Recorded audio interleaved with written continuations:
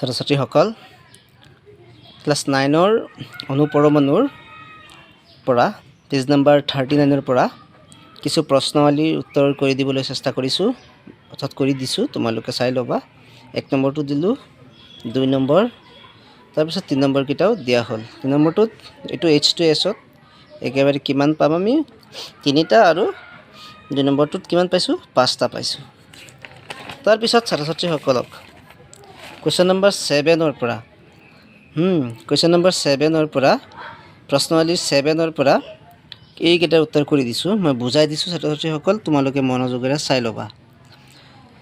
যে যেটো 7 নম্বৰ এই কোৱেশ্চনটো আছিলে যে 1 আমি জানো 1 মোল পৰমাণু ইকুৱেল টু গ্ৰাম পাৰমাণৱিক ভৰৰ সদায় সমান হয় গতিকে আমাক উলিয়াব দিছিলে নাইট্ৰজেনৰ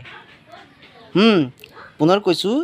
যে 1 মোল পৰমাণু সদায় গ্ৰাম পাৰমাণৱিক ভৰৰ সৈতে কি হয় সমান হয় সেই কাৰণে আমি লিখি দিছোঁ উই নো 1 মোল পৰমাণু ইকুৱেল টু কি গ্ৰাম পাৰমাণৱিক ভৰ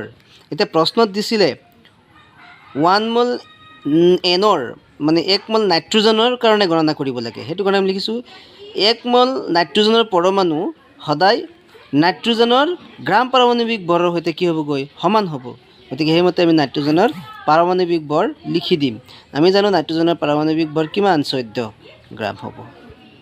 ছাত্ৰ ছাত্ৰীসকল পুনৰ কৈ দিছোঁ যে 1 মোল পৰমাণু সমান গ্ৰাম পাৰমাণৱিক ভৰৰ সৈতে হয় সমান সদায় তো আমাৰ নাইট্ৰজেনৰ কাৰণে উলিয়াব দিছে কাৰণে আমি 1 মোল নাইট্ৰজেনৰ পৰমাণুটো হ'বগৈ নাইট্ৰজেনৰ গ্ৰাম পাৰমাণৱিক ভৰৰ সৈতে সমান গতিকে নাইট্ৰজেনৰ পাৰমাণৱিক ভৰ কিমান আমি জানো 14 ঠিক একেদৰে সি নম্বৰ কুৱেশ্যনটো আমি অথনি পাই আহিছোঁ 1 মোল পৰমাণু মানে গ্ৰাম পাৰমাণৱিক ভৰ সমান তো এতিয়া সি নম্বৰত কৈছে 10 মোল Na2SO3 ৰ বাবে উলিয়াব লাগে মানে 10টা Na2SO3 ৰ কাৰণে উলিয়াব লাগে সেই কাৰণে 10টো Na2SO3 ৰ যেটো পাৰমাণৱিক ভৰ হ'ব তাৰ লগত আমি পূৰণ কৰি দিম তো 10 ইনটু মানে পূৰণ মানে এইটো লিখি দিলোঁ Na2SO3 এতিয়া এই 10টো লিখিলোঁ এতিয়া Na আমি জানো কিমান 23 আৰু এইটো 2 পূৰণ হ'ব এইটো 23 আৰু 2 পূৰণ হৈছে তাৰ পিছত এছত যাম এছৰ আমি জানো কিমান 32